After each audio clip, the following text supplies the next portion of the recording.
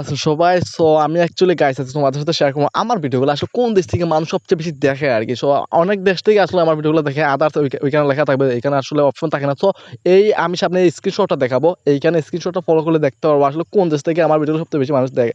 So United states, Thailand, Vietnam, United kingdom, Bangladesh, Germany, south Korea আরকি। So এই দেশগুলো থেকে খুব বেশি রিচ হচ্ছে আমার ইদানিং যে ভিডিওগুলো দিচ্ছি আরকি। সো অবশ্যই এইটা অবশ্যই আমার জন্য খুব বেশি আসলে পজিটিভ একটা বিষয়।